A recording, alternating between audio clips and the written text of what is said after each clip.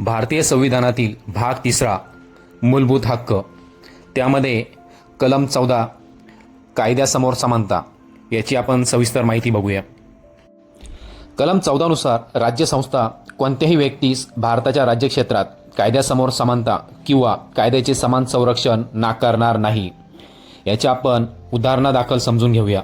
जर समजा एका सामान्य व्यक्तीने हेल्मेट न घालता बाईक चालवली आणि एका मंत्र्यानेही हेल्मेटशिवाय बाईक चालवली, दोघांनीही नियम मोडला असल्यामुळे दोघांवरही दंड लागू होईल। तो मंत्री आहे म्हणून सूट मिळणार नाही। हे म्हणजे कायद्यापुढे सर्व समान। दुसरे उदाहरण शाळेतील प्रवेश। सरकारी शाळा म्हणू शकत नाही की फक्त श्रीमंत मुलांनाच प्रवेश मिळेल, कारण सर्व विद्यार्थ्यांना समान संधी मिळाली पाहिजे। पुढचं उदाहरण आहे न्यायालयीन समानता। जर एखादा मोठा अभिनेता आणि सामान्य नागरिक दोघांवरही एकच प्रकारचा गुन्हा दाखल झाला तर दोघांवरही समान न्यायालयीन प्रक्रिया होईल। प्रसिद्ध व्यक्ती असल्यामुळे वेगळा कायदा लागू होत नाही, दोघांनाही समान शिक्षा होईल। थोडक्यात काय तर कायद्यासमोर समानता म्हणजेच सर्वांसाठी एकच कायदा, कोणालाही विशेष सूट नाही।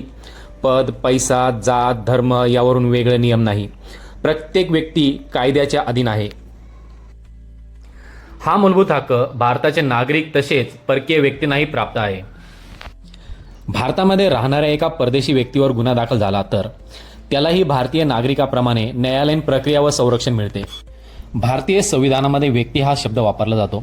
व्यक्ती या शब्दामध्ये कोणाकोणाचा समावेश होतो तर व्यक्ती यामध्ये वैधानिक महामंडळे, कंपन्या, नोंदणीकृत सोसायट्या किंवा इतर कोणत्याही प्रकारच्या कायदेशीर व्यक्ती यांचा समावेश व्यक्ती या संज्ञेमध्ये होतो।